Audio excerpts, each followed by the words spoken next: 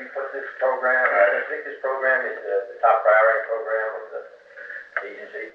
No, sir, I do not. I think it is one of the top priority programs, but I think it's very important to recognize here that as you have found what you could do with the rocket, as you found how you could get out beyond the Earth's atmosphere and into space and make measurements, several scientific disciplines that are very powerful have begun to converge on this area. Jim, I think it is the top priority. I think we ought to have that very clear.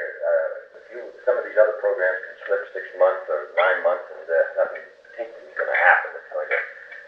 But this is important for political reasons, international political reasons, and this is, whether we like it or not, in a sense, a race. If we get second to the moon, it's nice, but it's like being second any time. So that if we're second by 6 months, because we didn't give it the kind of priority, then of course that'd be very serious. So I think we have to take the view this is the top priority. Number one, there are real unknowns as to whether man can live under the weightless condition and you will ever make the lunar landing. This is one kind of political vulnerability I'd like to avoid such a flat commitment to.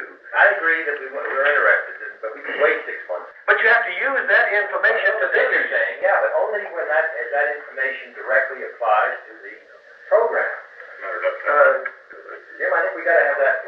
Mr. President. We don't know a damn thing about the surface of the moon, and we're making the wildest guesses about how we're going to land on the moon. And we could get a terrible disaster from putting something down on the surface of the moon that's very different than we think it is. And the scientific programs that find us that information have to have the highest priority, but they are associated with the lunar program.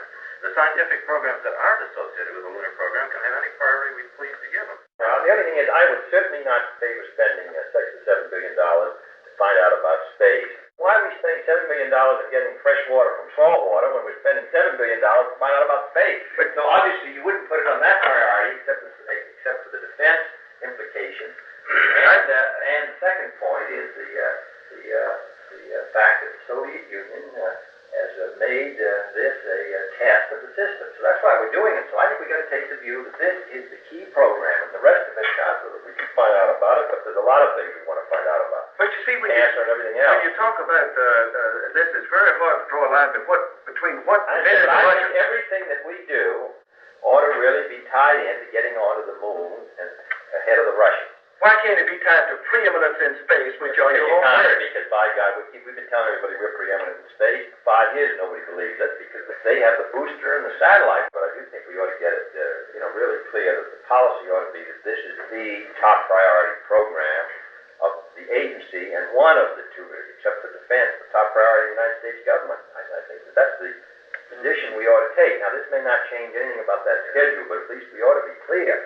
Otherwise, we shouldn't be spending this kind of money because I'm not that interested in space. I think it's good. I think we ought to know about it. We're ready to spend reasonable amounts of money, but we're talking about these fantastic expenditures which wreck our budget and all these other domestic programs. And the only justification for it, in my opinion, to do it is because we hope to beat them and demonstrate that starting behind as we did by a couple of years, by God, we passed them.